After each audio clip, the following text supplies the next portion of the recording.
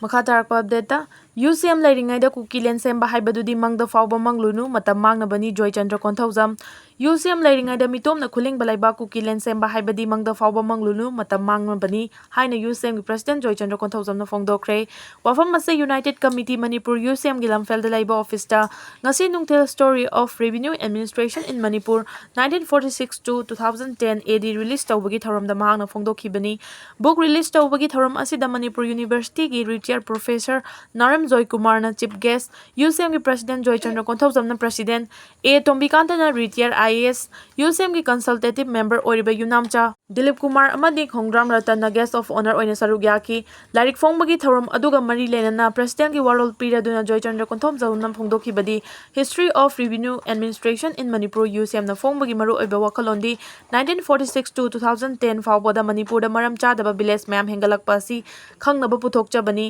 British ki mikha pollingai da village kaya leirami makha tabada kanglaipak Manipur na maning tamlaba matungda village kaya leirami aduga India da merge tawkhrabagi matungda village kaya hengalai 2001 da village kaya hengalai loinana hojikna kaya hengalai haibasi nainana ba puthokchabani haiki mangna makha tana hai UCM leiringai da mitomna khuling balaiba Kuki len semba haibadi mangda phaba manglulu matam mangna bani UCM na punbagi saktam da singnarakpa khudingmak para tambiraga lakli masi leiba asi da leiriba community singna karoi da bani ekhoina leijoriba iraipak Manipur asi malem gi chawkhalaba leiba kaya dagi tadana masagi leipak nganglon chap chana leijarakpa leipak amani haibasi ngasi puthokliba larik asina tai masi yamna chawthokchaningai oiba amasung yamna kanaraba larik ama oigani ngalingai matamdagi hauna Manipur land revenue gi administration asi Leijaram labasu Manipur na British ki makha polaba matung dagidi Manipur da British ki apam matung in land revenue administration lakre amadi chingtam gi marakta ahung balakpa horaki aikoi hojik India gi fiwan nungda leire India gi makha da leiraba matung dagidi yamna sathiba land revenue administration ama ure tamda leiriba maitai singna Manipur gi lainingba mafam amada hekta lam lauduna leiba yaraktre chingmi gi di lainingba mafam amada hekta lei lam leiba yabagi haklei masigumba maram kaya asina furup singi marakta naksinaba wakal nongma nongmagi hantarai amadi thajanaba walai talak asida Myanmar dagi lakpa sakmanaba amadi lon manaba chinkuki kaya amana Manipur gi lam kaya loksinuna khul kaya semkhre khul gi maming kaya onthokre aikoina hojik puthokchariba larik asigi matengna Manipur da khul kaya leifam thoi amadi kaya leifam thokte haibadusu irailaina uba ngamlagani haiki makha tarakpa update da Kuki Sing Chin asi Manipur gi Chin state tagi lakpani haina lana iramba sida chenaba sing lengangna angi oiba thabak lokhatuna chairak pidrubadi kokomina akan makhongjang sangsilagani Somarendro Manipur da mapalgi khut yauna illegal immigrants sing akan mamongda landarakpadagi lanthengnaringai chairak asida tongan ba semjin sajima thawong kaya yamna toina chatharakle masigi manung chana North Eastern Council gi Vision 2047 da Manipur gi tribal furup singi matangda lana isilamle North Eastern Council Vision 2047 gi drive ki chapter 3 gi art and culture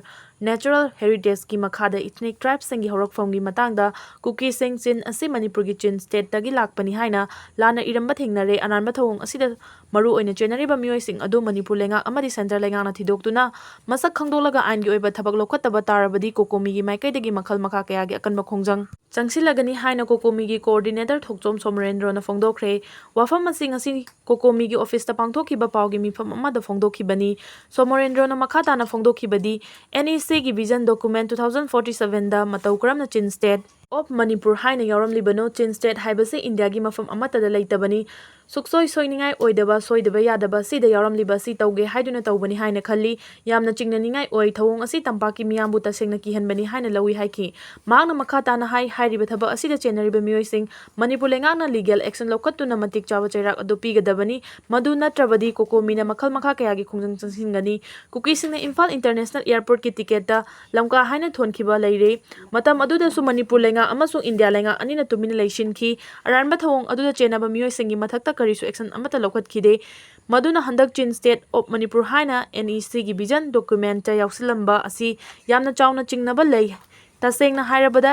air ticket ta fawba lamka haina thajilamle haiba khangna mafam atam chana thigatlaga aran mathabak toba miyoising fifam thokpa chairak pikhide maduna kokomi gi maikai degi changsinba yaba khongjang sing changsingani haiki mangna hai Kuki singna thangjingbu thangting haina onthokpa matamdaju state amasung central lenga na tumina leithoki masida natana state asigi MLA 60 leibagi manungda Kuki MLA singna nambol mamangi leimramda leiriba Ichum kom kharam aimol amadi chirusingi Aadhaar card maningda hawkif haina hapchinduna kuki furup oina uhali kariguma hapchindrabadi makhoigi fangfam thokpa cheng chak amata pibide makhoibu kibadagi hapchinbani haiba wafam khangba ngamki hiram asigi matangda UNC yauna kokomina mifam ama kauduna faminaki maduna asoibadu semdu u haina khanganbada semdok lurabadi napsagi makada fangfam thokpa cheng chak sing fangloi haiba wafam phongdoki asumna kuki singna matam sangna aronba policy kaya chathaduna kuki onthoknaba hotnabagi thabak chatharakpani haiki mangna makhatana phongdokhibada kuki singna more bazar leikaidu di molnofai haina thonjeli aduga prem nagar buna lamkhai beng more hainau makhong buna Chikim Beng, Kunau Laikai Buna Tiangau Haina Thonjinbagi Thabak Chathai, Aramba Thabak Asi Chatharakle Haiba Khanglabasu Central Government Amadi Manipur Government na Angi Oiba Thabak Amata Laukhatana Lay, Maramduna Hariba Thodoksing Asida Chenariba Mioy Sing Masak Khangdoknaba, Manipur Lengana Numit Manganigi Manungda Committee Ama Semduna Legal Action Laukhatuna, Chapchaba Inben Sing Puthoktrabadi Kokomi Manipur Lenga Amasung Central Lenga Ki Mathakta Akanba Khongjang Changsilagani, Loinana Kokomi Gi Maikai North Eastern Council da